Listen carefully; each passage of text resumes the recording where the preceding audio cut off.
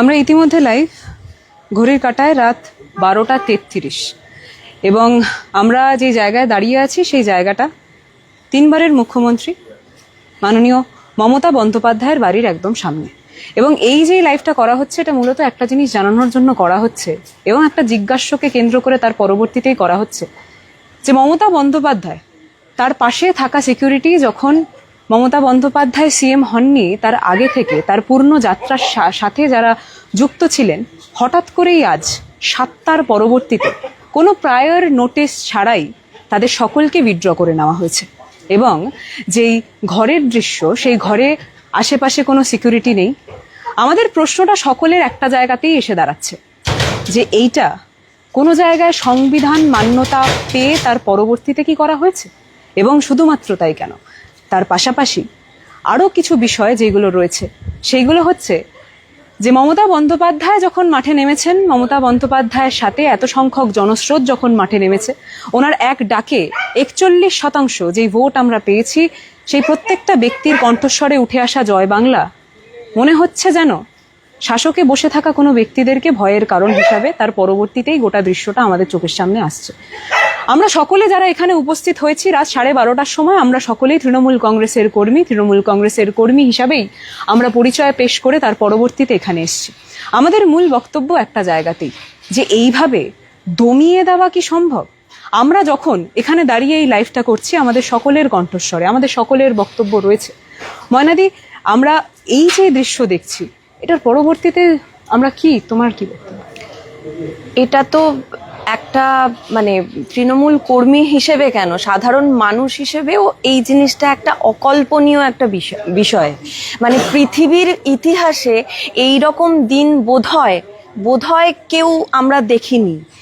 তো সেক্ষেত্রে আমাদের দেখতে হচ্ছে আমাদের দুর্ভাগ্য যে তিনবারের প্রাক্তন মুখ্যমন্ত্রী, তার বাড়ির থেকে সিকিউরিটি গার্ড তুলে নেওয়া হয়েছে। এটা আমি পশ্চিমবাংলার মানুষের কাছে একটা প্রশ্ন ছুড়লাম। আমরা সবাই মিলে একত্রভাবে এই ভিডিওটা করার একমাত্র কারণ হচ্ছে, এটা কি ঠিক হচ্ছে? এটাকেই কি রাজনীতি বলা হয়? এটাকেই কি সঠিক রাজনীতি বলা হয়? আপনাদের কি মতামত প্লিজ একটু জানাবেন। বাদবাকি সবাই আছে, তাঁরাও বলবে। আমরা যারা প্রত্যেকে বিরোধী রাজনীতি করছি, যারা প্রত্যেকে যারা নোংরা বিলোদাবেল রাজনীতি করার চেষ্টা করছে আমাদের সাথে, যারা কণ্ঠ দাবিয়ে দেওয়ার চেষ্টা করছে আমরা তাদেরকে একটা কথা বলতে পারি যে এইভাবে আমাদের কারোর কণ্ঠ দাবিয়ে দেওয়া সম্ভব নয়। যেইভাবে তারা চক্রান্ত করে তার পরবর্তীতে মনে করছে যে আমরা সকলে ভয় পাবো, এইভাবে তৃণমূল কংগ্রেসের না কর্মীরা ভয় পায়, না নেতৃত্বরা। আমরা বারবার একটা কথা বলতে চাই যে যেইভাবে নোংরা চক্রান্ত করে, যেইভাবে আজকে যখন মমতা বন্দ্যোপাধ্যায় রাজপথে নেমেছেন, তার সাথে যেই জনস্রোত সেখানে নেমেছে, সেই জনস্রোত দেখার পরবর্তীতে যেই নোংরা চক্রান্ত করা হয়েছে, যেই সিকিউরিটিরা গত 20 বছরের থেকেও আরো বেশি পথ মমতা বন্দ্যোপাধ্যায়ের সাথে পালন করে এসছে, আজকে যখন তাদেরকে কেন্দ্র করে হঠাৎ করেই তাদেরকে সরিয়ে দেওয়া হচ্ছে এবং তার পরবর্তীতে আমরা দেখতে পাচ্ছি যে এমন একটা সময় গোটা দৃশ্য পেশ করা হচ্ছে, সেটা হচ্ছে সন্ধ্যে 7টা-8টার। তার পরবর্তীতে আমরা সকলে জানতে চাই যে প্রায়র নোটিশ না জানিয়ে হঠাৎ করেই এই গোটা দৃশ্য কেন করা হয়েছে। আর বারবার আমরা তৃণমূল কর্মী হিসাবে একটা জিনিস বলতে চাই যে এইভাবে তৃণমূল কংগ্রেসের কোনো কর্মীকে ভয় দেখানো সম্ভব নয়। তৃণমূল কংগ্রেসের প্রত্যেকটা কর্মী নেত্রী মমতা বন্দ্যোপাধ্যায়, অভিষেক বন্দ্যোপাধ্যায় এবং তৃণমূল কংগ্রেসের সকলের পাশে আছে।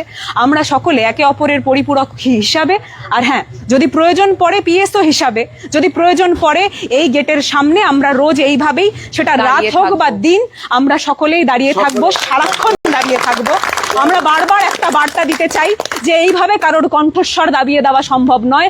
আমাদের কণ্ঠস্বরে জয় বাংলা যেইভাবে উঠে এসেছিল, আমাদের কণ্ঠস্বরে জয় বাংলা আগামী দিনেও উঠে আসবে। তাই এইভাবে ভয় দেখানো সম্ভব নয়। আমরা সকলে মিলে চলুন জয় বাংলা বলে, জয় বাংলা, জয় বাংলা, জয় বাংলা, জয় বাংলা, জয় বাংলা, জয় বাংলা, জয় বাংলা। ব্যানার্জি জিন্দাবাদ, মমতা ব্যানার্জি জিন্দাবাদ, মমতা ব্যানার্জি জিন্দাবাদ, মমতা ব্যানার্জি জিন্দাবাদ, মমতা ব্যানার্জি জিন্দাবাদ। জয় বাংলা, জয় বাংলা, বাংলা, জয় বাংলা। আপনারা তো শুনছেন, আমরা তাদের সকলকে একটা কথা বলছি যে তৃণমূল কংগ্রেসের প্রত্যেকটা কর্মী এইভাবেই রাত হোক বা দিন এইভাবেই এই বাড়ির সামনে থাকবে।